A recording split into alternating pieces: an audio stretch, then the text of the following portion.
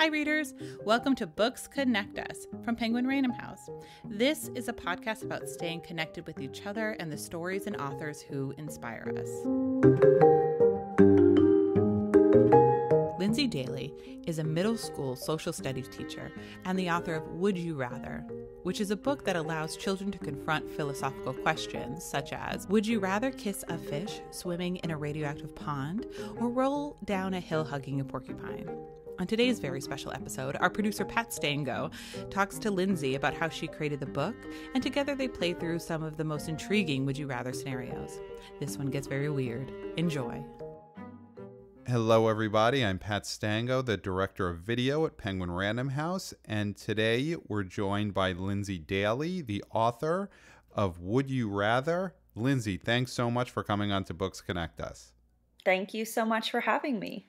So, Lindsey, you're a middle school teacher in New Jersey. How is that going exactly, being a teacher in a pandemic? So it's definitely been a crazy time. You know, people become teachers to be with the kids. And so when you take out that element, it obviously brings a lot of new challenges to the job.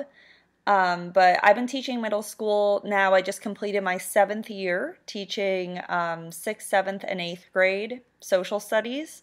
So, I mean, I absolutely love my job and I love being with the kids. So it definitely was hard to say goodbye to them in March and not end up getting to complete this year with them, especially our 8th graders who were graduating.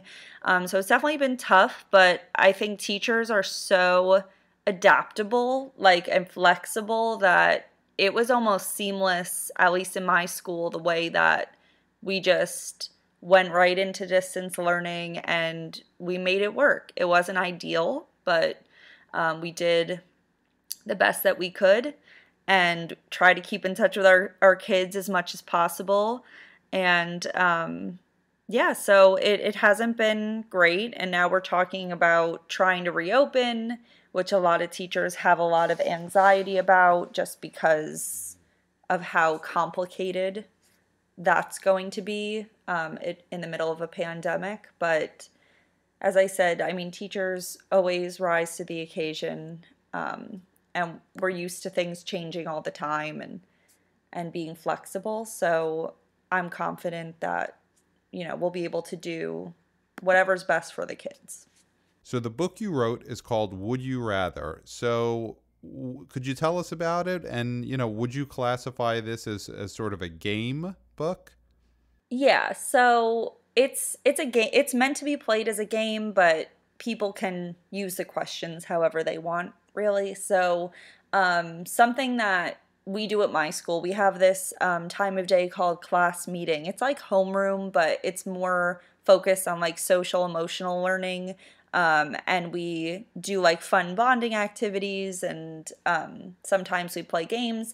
And so in my class over the years, we started doing these open-ended questions, and then every kid has a chance to answer them, and it just turns into a really fun conversation, and the kids get to know each other better, through these answers that they give. And so when I was writing the book, I was kind of just imagining I was in my classroom with my kids, what are some questions that we might have fun answering? So it can be played as a game. It is meant to be played as a game in this book where you play with a group, and then so for each answer, there's a judge, and they pick whose answer was the funniest or the most logical, kind of like how you play Cards Against Humanity, but this is kid friendly, and that is not. Technically, there would be somebody who earns the most points, and then they kind of win the book. But obviously, you can use it really however you want. All right, so Lindsey, be honest. How many of the scenarios in your book were overheard in the class and you just took them and put them right in the book? Now, if we were in school, I'm sure I would have done that. But this all happened in quarantine. So I missed out on that opportunity, but next time.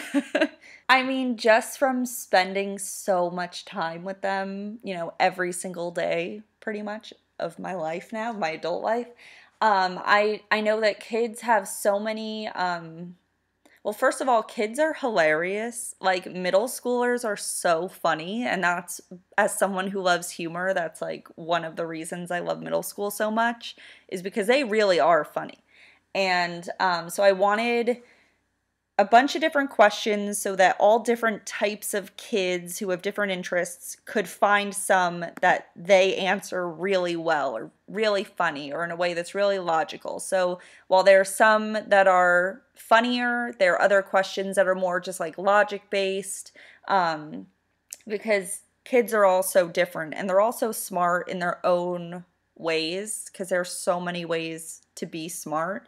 And so, there are questions more that are like science-y or more like math related, ones that are just silly or gross. And so I tried to just put so many different types of questions in there that like every kid could see a question and be like, oh yeah, this is my question. Like, I'm going to crush this one. Aside from being a teacher, being an author of this book, you're also a comedy writer. I've read a few of your articles, really cool stuff. Can you talk about your background in comedy writing and, how that led to this book? Yeah, so I just love writing and I love making people laugh. Those are like two of my favorite things to do. And so I started writing articles back in like 2014, when a friend approached me and said, hey, I've been reading some of your tweets and your statuses on Facebook. I think that there's something there. You should like try to write actual articles. So I gave it a shot because, what else was I doing? And people responded really well and they liked them. So I just kind of kept it up. But it's more like observational comedy, just kind of like things that people read and they're like, oh my God, that's like so true. And so that's just kind of been a hobby of mine.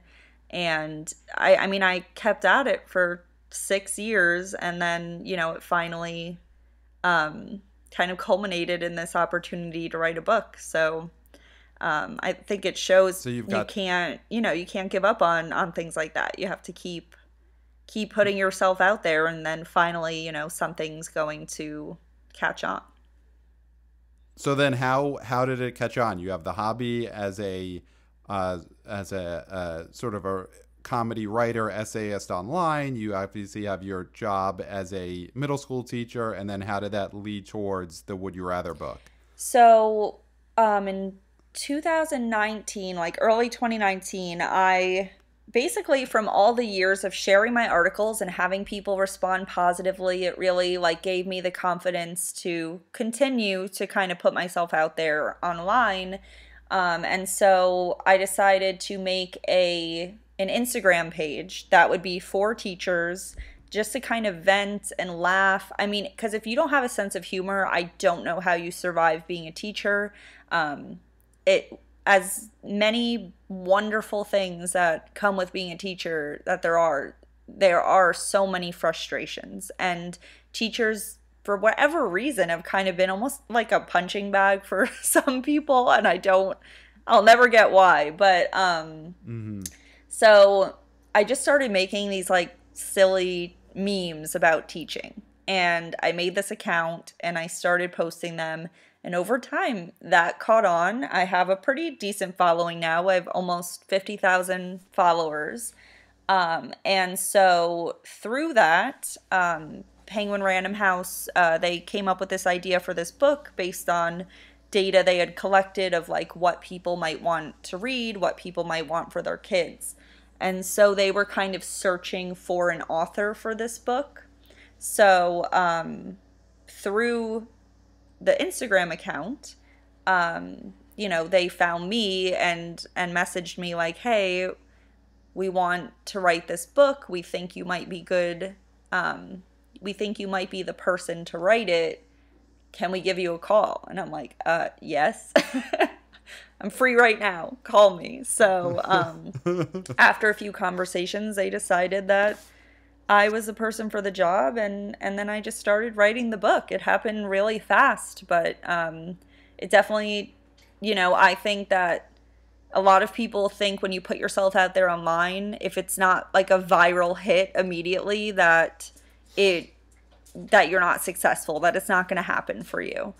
And that's really not the case. You have to kind of build your work and keep it out there and keep up with it. And then eventually, you know, something good might come of it. Yeah, and it almost shows like sometimes it's, you know, on one hand, you could be someone who's got a viral hit, millions of fans, but then other times it just takes the specific right person to be a fan, and it could lead to something else. Yeah. So, yeah, I was so excited that they, you know, liked my sense of humor enough to give me this opportunity, you know, to get my foot in the door and write this book. Nice. Well, Lindsey, so we are not exactly the target audience for this book. We're not children, but I think looking through this, I feel like this, you know, we said it's a kid's version of Cards Against Humanity. I also do feel like this is fun for anyone to read through and play as a group. So how about you and I do some of these Would You Rathers ourselves? We could go through some examples and then give our own opinion on what we'd rather. I would love to. Cool. Well, as you said, you're a teacher. You do your homework. So you've prepared a few that we could go through. And then I have a few that we could go through after that. Okay. So I picked out a few that are, you know, maybe more mature. All right. Let's go. Let's go through the secret mature chapter. Well, you know, everything that you make for kids, you have to remember that adults are usually facilitating somehow. So, like, you know how in Disney movies they have, like, jokes that are so targeted at the parents sitting in the crowd watching? Yes. Yeah, it'll be like a joke that parodies some, like, 70s movie that a kid couldn't possibly care about. It's like Shrek is doing the "Are you talking to me" scene from Taxi Driver. It's like, all right, obviously the kid just thinks his voice is funny. Yeah. That's for the parents. Or kids are quoting it and they're like, yeah, it's from Shrek. Exactly. It's the character of Travis Bickle from Shrek. All right. So here, let's do this one. Would you rather spend a day riding through the forest on a unicorn or spend a day hanging out with Bigfoot? Okay. I'm going to say hanging out with Bigfoot because the implication of like using the phrasing hanging out makes me think that he's going to be nice. Because like if it was just would you rather spend a day with a unicorn or with Bigfoot, then I would say unicorn because I would assume Bigfoot's going to rip me in half. But like if you're already telling me we're just hanging out, then I think it'll be okay. I mean, there is a possibility he could be a jerk. I don't. Right. But I think Bigfoot's just right, like. Hanging out for him could be pretty. Yeah, it could mean something totally different. I think he's just like misunderstood. Like, I'm trying to hang out with him and then write like a tell all, you know, like my time with Bigfoot. Oh, so you're a real author. You're already thinking of the next book deal. I've got my memoir about me and Bigfoot. Yeah, and also I feel like we might be in the same demo here where when I think Bigfoot, I think Harry and the Hendersons. So I think I would, you know, that he's someone I'd want to get to know. Yeah, like I want to know what his deal is, you know? Yeah, yeah. And you want that sweet book advance. I mean, a unicorn, I mean, that would make for like some high quality social media content, but Bigfoot to me is more interesting. Yeah, I feel like the unicorn you would get like you'd have a GoPro helmet on and you'd get like a really cool video that would get a ton of hits, but it probably wouldn't lead to anything that you could monetize the way like the Bigfoot tell. And that's what it's all about.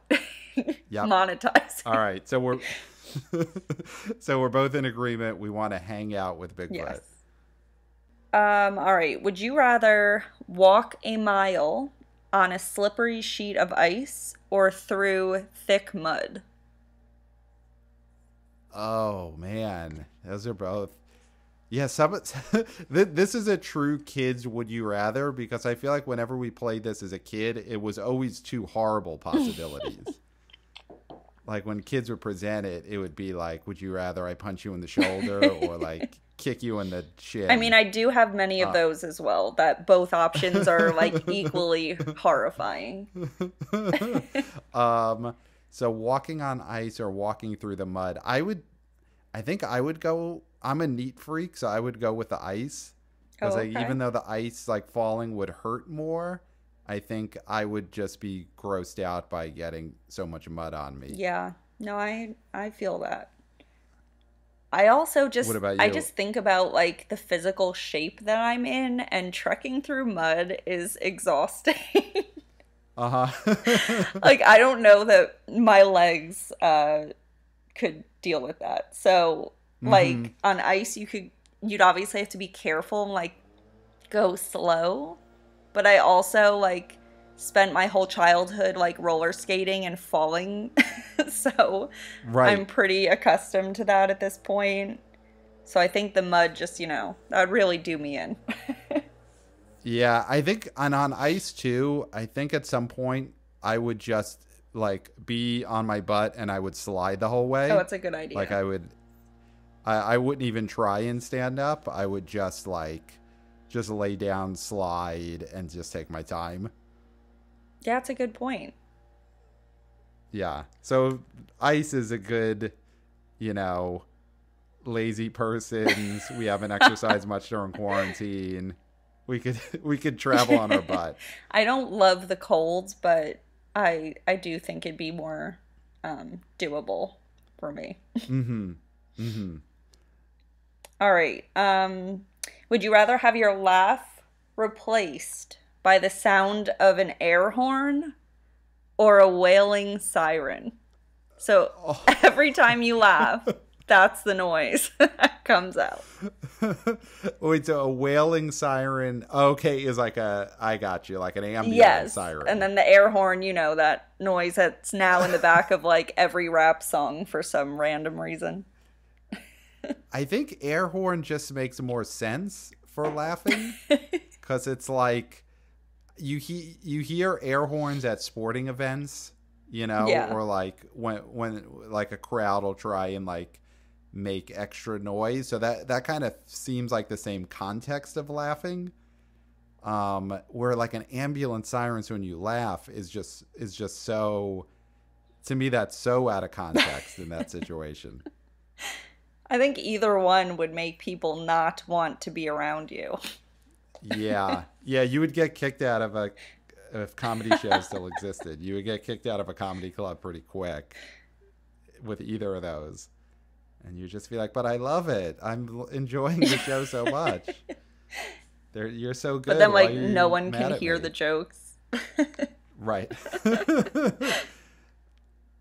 I'm just scrolling through your manuscript, and I just found one of them that is one of those real torture scenario ones.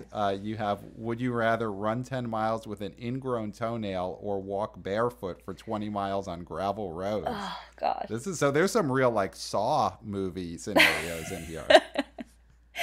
Yeah. I think kids like those questions better for some reason. Yeah. Oh, I could definitely see, like, when I was a 10-year-old, I would love saying that one and just be like, oh, those are so disgusting. And then, because it's also one of those where no matter what the kid picks, the other kids in the group would be like, oh, you're messed up. Yeah. And then trying to, like, explain your way out of everyone just thinking you're messed up. Yes, because it's like no matter what you pick, no matter how bad the other one is, the kids would be like, you want to have an ingrown toenail? It's like, no, that's the whole point of this game, Phil. Like, I don't want either, but I have no choice. And then it's like, no, you love it. Well, yeah, and there are a lot of ones with, like, eating gross stuff. That's where, like, I can't even think about those for too long. Like, because that's so disgusting to me. But yeah, so when you're coming up with some of these and okay, for this batch I have to go to that place, where I'm coming up with two different either gross or physically painful scenarios. Where do you find the inspiration for those? God. I just try to think of things like kids might have fun with. See, I am so not like a bathroom humor kind of person. Like, I don't like gross stuff. I don't like any of it. So those were harder for me to come up with. So I just had to kind of like channel certain kids I know and be like, okay, what would they come up with, or what would they find funny? And so I just had to kind of think of it that way. But I just literally, like, my process in writing this book, I just sat at my kitchen table and, like, stared into space and was like, just come up with random weird things. And then that's how it happened, just in the depths of my brain. Yeah, that sounds like, yeah, you really came up with one of the most fun formats I could imagine writing, which is just that, like, let me come up with the most bizarre scenarios I possibly could. Yes, it was fun. It was a fun process. Here's one that we could each answer that I'm looking at. Would you rather kiss a fish that's been living in a radioactive pond, or roll down a hill hugging a porcupine? So why don't you answer that one first? Oh my gosh. God, see, it's like I should be able to answer my own questions, right? This is all from deep in your psyche. So I know. I feel like I should probably see a therapist. Yeah. And she'll be like, the porcupine represents your grandfather or something. Okay, so this is my thought on it. I would, while it is the more painful option, I would roll down the hill with the porcupine, because the radioactive part, I feel like that could potentially have long-term health effects on my life. Yep. And so while like the porcupine thing would definitely hurt and probably like, you know, I would have some bruises or potentially other injuries. Right. They'd be pulling, pulling porcupine spikes out of you for a couple of weeks. Which isn't pleasant, but at least like when it's over, it's over. Whereas like if I kissed the fish that was like radioactive, then the rest of my life I'd be like, okay, what day am I going to wake up with like a giant lump? Right. You know, so when do you grow that second head? Yeah. So I think that the fear of that one, I would take the like immediate pain that I could then be done with when it's over the long-term effects of like waiting for something bad to happen to me. Does that make sense? No, that was my first thought too.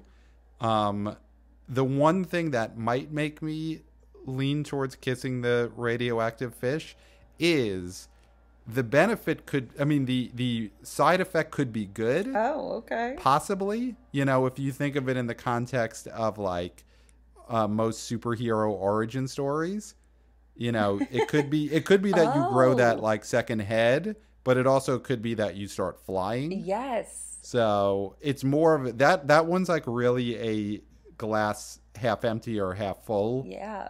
Type of situation. I guess that's like really like an optimism test. Yeah, like who's willing to take that risk because they believe it could be positive. Right. And which is why you still see stories of people jumping into radioactive ponds, is because they're optimists. Is optimist the word? I don't know. That's a nice way to put it. Yeah. But no, I for the most part, I agree. I think the porcupine is just like, get it over with. You know, you'll be in pain for a couple of weeks, and then you could just forget it ever happened. Yeah, you know, like continue on with your life. Yeah, these are so fun. I definitely see this. Like, obviously, it is geared towards kids, but I also could imagine playing this with my middle-aged friends as well. I love to hear someday it. when we're allowed to be in the same room. Yeah.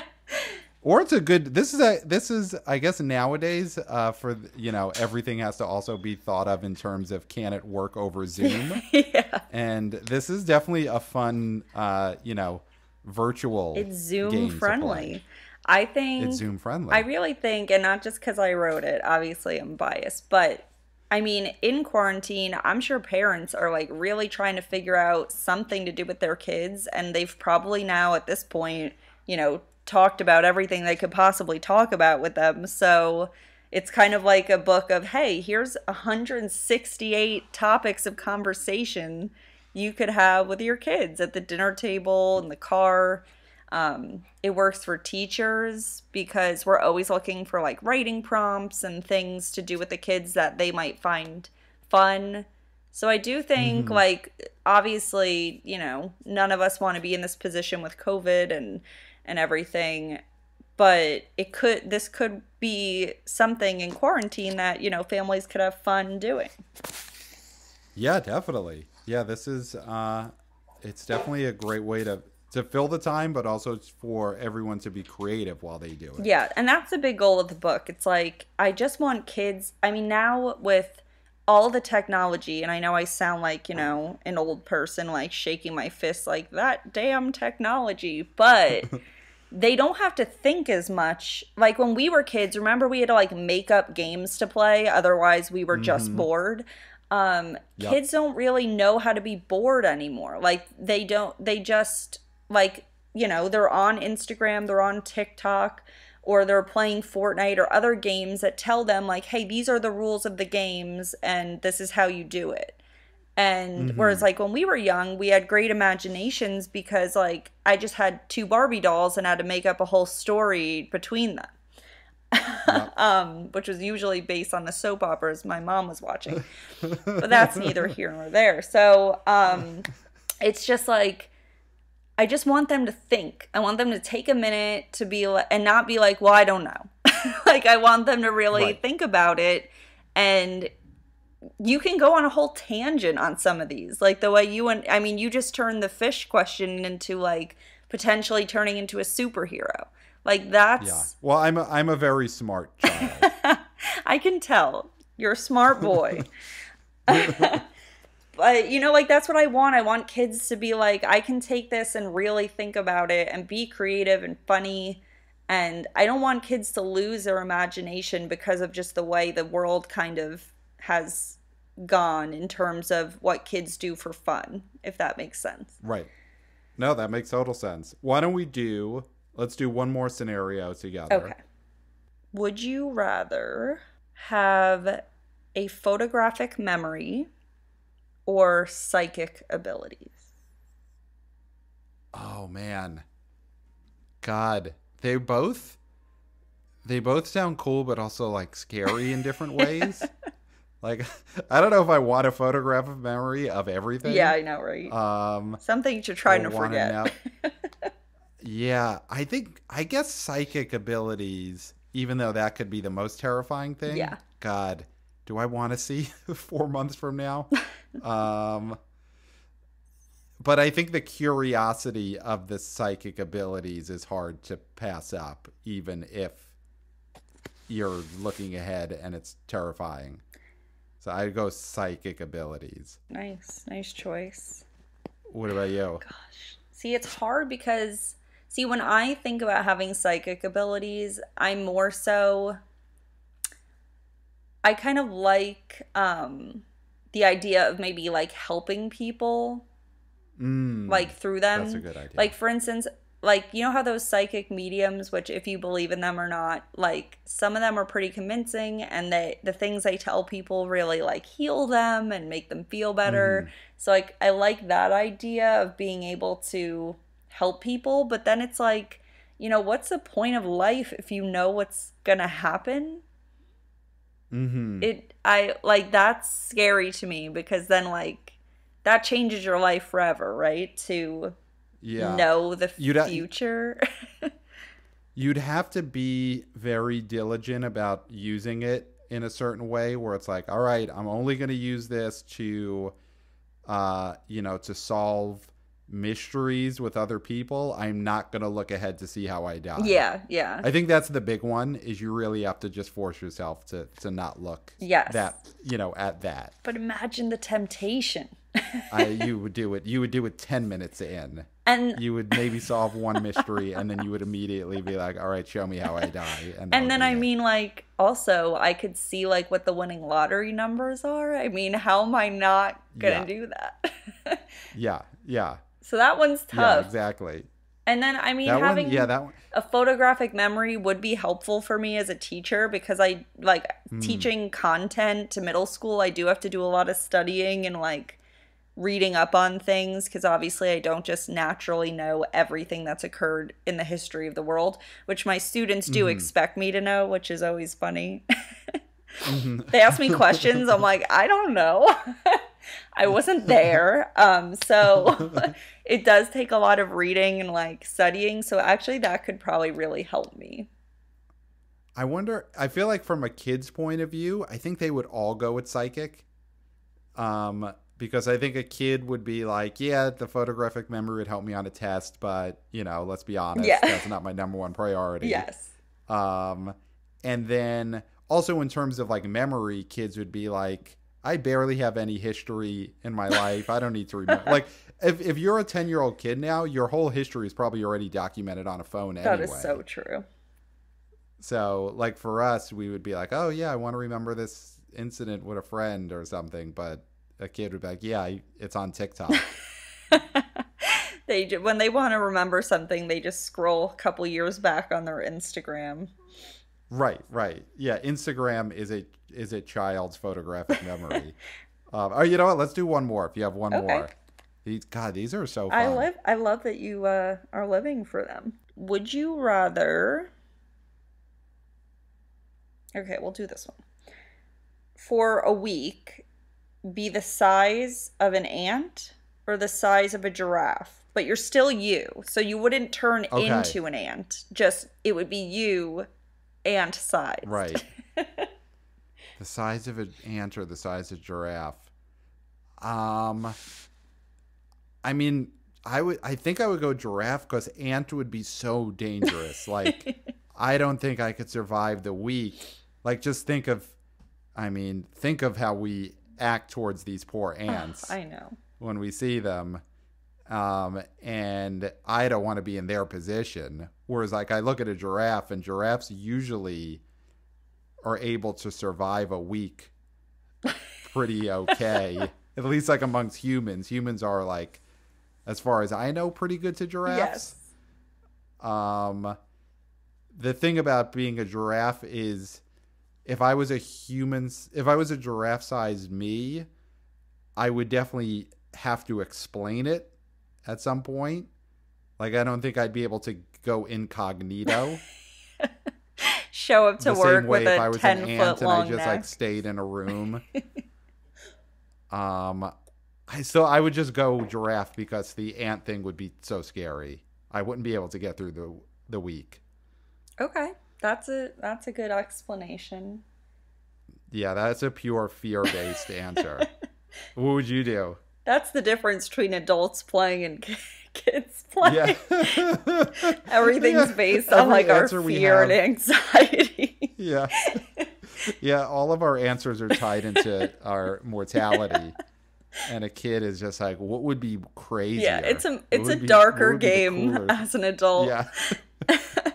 Yeah, every one we've answered so far is like, which would keep us safer? Man, I kind of like the idea of being an ant though, because like no one would bother me because they wouldn't know I was there. And then you could listen to conversations when people don't know you're in the room. That's true. Which I don't know if that's good or bad. No, that's good for sure. Yeah, because of a giraffe, the only way you could listen to our conversation is like your neck stretching up to like a window. And people they're on the third floor and they're like, there's no way anyone could hear me here. Yeah, but I'm sure they're probably going to notice when your head is appearing. Right. I might go Ant. I recently watched Ant-Man, so when they're like driving under the cars, I'm like, oh, that's convenient, skip traffic. Yeah, but he's always getting like flicked around. Yes, I know. He's always like, someone's always like snapping their finger at him and he goes flying 100 feet. That is very true. And I wouldn't have that Yeah, suit, so I would. Right. Yeah. I think I would go Giraffe Man. I respect it. I respect it. I think I would choose to be an ant, though. You would choose. I would just be. I would make sure I like didn't go many places. Yeah. I think I would have to. I would definitely, before the change, make sure I had a real safe zone. Like that. There's no way anyone stumbles, walks in and is like in an ant killing mood. Well, this was awesome. I am very excited about this book. I think it's great for kids, and it will be great for me and all my old college friends next time we have a Zoom hangout. I love it. Can you invite me to that? Yeah, definitely. Yeah, let's do this. This is fun. Let's get some we'll all get some like wine and Mike's Hard Lemonades and get on Zoom and play Would You Rather. Oh yeah, it would be fun if there was some alcohol involved. Yeah. Well, cool. Well, and congratulations on the book. Thank you so much. And I look forward to your eventual Bigfoot memoir that you're working on. Fingers crossed. Fingers crossed. Yeah, thanks. And so when and where could parents and, bored middle-aged people find Would You Rather? So it is officially on sale on August 18th. You can get it through Amazon, and I believe it will also be available in stores like Target, Barnes & Noble, Walmart. So, and hopefully some, mom and pop bookstores too. So the ebook, I believe, is coming out a little bit earlier if you just can't wait, August 4th. So I hope that everyone enjoys the book. It's available for pre-order now, and I'm just excited to see, what happens with it. Cool. Well, congratulations, and thanks a lot, Lindsey Daly, author of Would You Rather. Thank you so much for having me. This was a ton of fun.